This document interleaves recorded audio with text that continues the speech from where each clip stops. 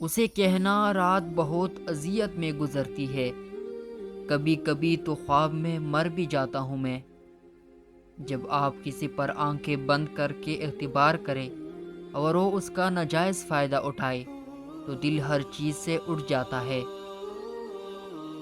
محبت میں سچائی تلاش کرو، کیونکہ جو آپ سے محبت نہیں کرتا وہ آپ کے لیے تکلیف نہیں اٹھائے گا اور نہ ہی آپ کو یاد کرے گا۔ دوسروں کی خوشی پر حسد نہ کرو، کیونکہ ان کی یہ زندگی چند روز ہے۔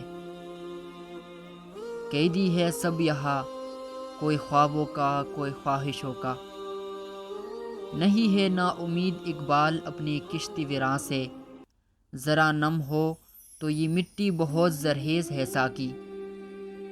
میرے پہلی ترجیح عزت پر، رشتہ چاہے سوشل میڈیا کا ہو یا ریئل لائف کا، میں عزت کو ہر چیز پر مقدم رکھتا ہوں۔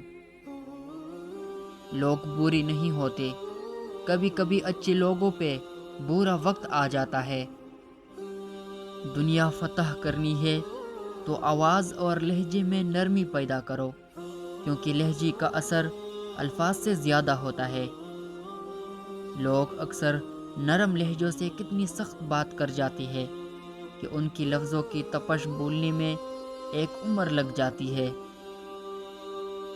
دلوں میں فرق آ جائے تو دلیلیں، منتیں اور فلسفے بیکار ہو جاتے ہیں۔ کریم اتنا ہے کہ ناراض بھی ہو تو بھوکا نہیں رہنے دیتا، شکر اس خدا کا۔ اب خود کو اتنا سنوارنا ہے کہ پانے والے کو قدر ہو اور کونے والے کو افسوس۔ کچھ لوگوں کو تاحیات اعتکاف میں بیٹھنا چاہیے تاکہ لوگ ان کی شر سے محفوظ رہے۔ آپ کے رویے میں اگر آپ کی تعلیم نظر نہ آئے تو پھر یہ سمجھے کہ آپ کی تعلیمی سند محض کاغذ کا ایک ٹکڑا ہے۔ جلنے والے دو طرح کے ہوتے ہیں، ایک وہ جو سورج کی طرح روشنی پلاتے ہیں، دوسرے وہ جو کچرے کی طرح دھواں پلاتے ہیں۔ اس سے تو خاموشی بہتر ہے، کسی کو دل کی بات کہہ کر پھر اس سے یہ کہا جائے کسی سے نہ کہنا۔ جو شخص آپ کی تقدیر میں لکھا ہو تو آپ کو یہ نشانیاں بار بار نظر آئے گی۔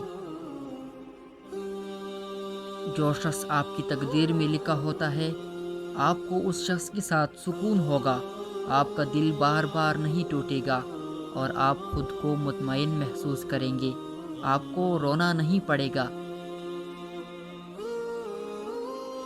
دوسروں کو خوش رکھنے اور دل میں جگہ بنانے کے لیے اپنی بہت سی عادتوں اور رویوں کی قربانی دینی پڑتی ہے۔